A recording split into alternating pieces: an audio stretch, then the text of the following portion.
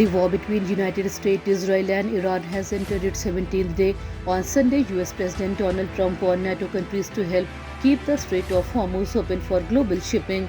Trump said the US supported NATO in the past, including during the Russian invasion of Ukraine, and now expect help in return. Meanwhile, an attack targeted a fuel tank near Dubai International Airport in Dubai, UAE. This is the second such attack during the conflict. Authorities said there were no reports of death or injuries. Security forces quickly controlled the situation and flights continued normally. There was a heated discussion in the Rajya Sabha over the LPG cylinder shortage during the budget session in New Delhi. Congress President Mallikarjun Kharge said the government already knew about the possible crisis but did not make proper arrangements. They questioned why people are still facing problem in getting LPG cylinders. Meanwhile, the Lok Sabha completed its question hour without any disruption for the first time in this session.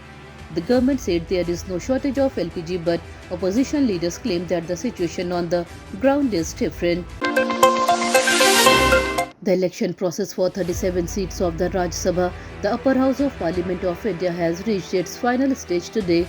Out of 37 seats, 26 candidates have already been elected unopposed. Voting is now being held for the remaining 11 seats because more candidates are contesting than available seats. Polling started at 9 am and results will be declared by 4 pm. The voting is taking place in Bihar for 5 seats, Odisha for 4 seats and Haryana for 2 seats. In Bihar, 6 candidates are competing for 5 seats, making the contest very close and politically important. A major fire broke out early Sunday morning at SCB Medical College and Hospital in Cuttack, Odisha. The fire started around 3 am in the trauma care ICU on the first floor. At least 23 patients were admitted there at the time. 10 patients died in the incident. 7 died on the spot and 3 others died later during treatment. During the rescue operation, at least 11 hospital staff members suffered burn injuries. Officials believe the fire may have started due to a short circuit. Firefighters and hospital staff quickly evacuated the remaining patient and controlled the flames. Authorities have ordered an investigation into the tragedy. Before the Rajya Sabha election, D.K. Shivkumar, Deputy Chief Minister of Karnataka, alleged that some Indian National Congress MLAs from Odisha were offered ₹5 crore each for cross-voting. According to him, 4 people from Odisha arrived near Bengaluru and went to a resort in Bidadi where Congress MLAs were staying.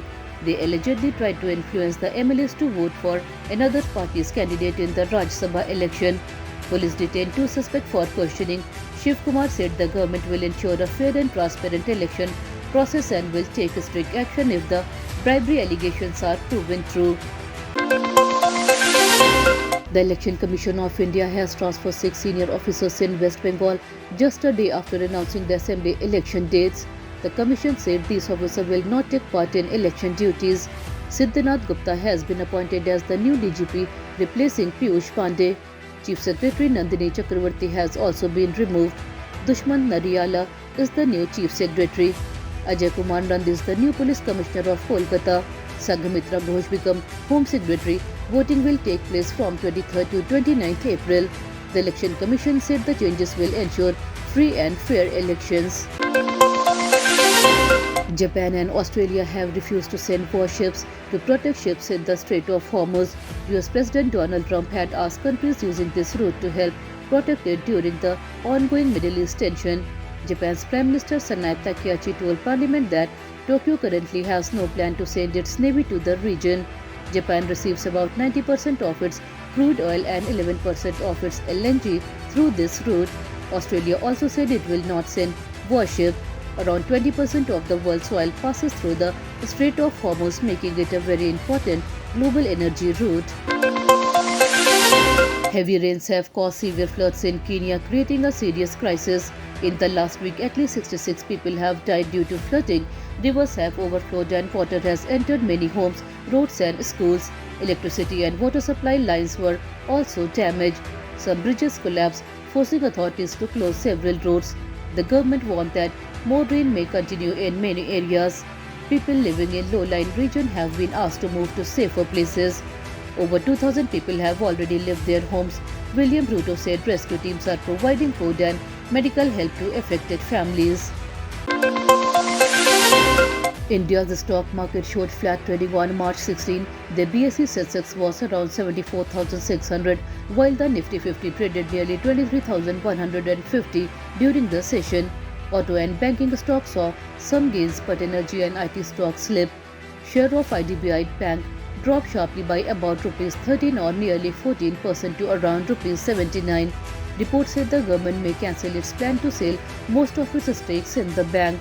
This news created uncertainty among investors, leading to heavy selling in the stocks and causing the price to fall during today's trading.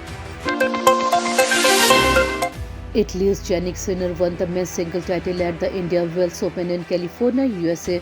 In the final, he defeated Russia's Daniil to win his first Indian Wells Championship. Sinner played strong tennis and controlled the match with powerful shots. In the women's single final, Belarus star Aryna won the title. She beat Kazakhstan Elina in the final match. Sabalenka showed great form and confidence throughout the game. With this victory, both champions added another big title to their careers and celebrated an important win in one of tennis' biggest tournaments. The India Meteorological Department has issued a weather alert for many parts of India on Monday. Storms and rain are expected in about 25 states across the north, northeast and south of the country. An orange alert for heavy rain has been issued for Uttarakhand, Uttar Pradesh, Bihar, Jharkhand, West Bengal and Odisha. Strong winds of 40 to 50 km per hour may blow in these areas. Some places may also see thunderstorms and hailstorms. Authorities have advised people to stay alert and avoid open areas during severe weather conditions. Farmers and travelers have also been asked to take precautions. That's all for today's bulletin. We'll be back with more updates next time. Until then, this is Tamanna Rizvi signing off. Have a good day.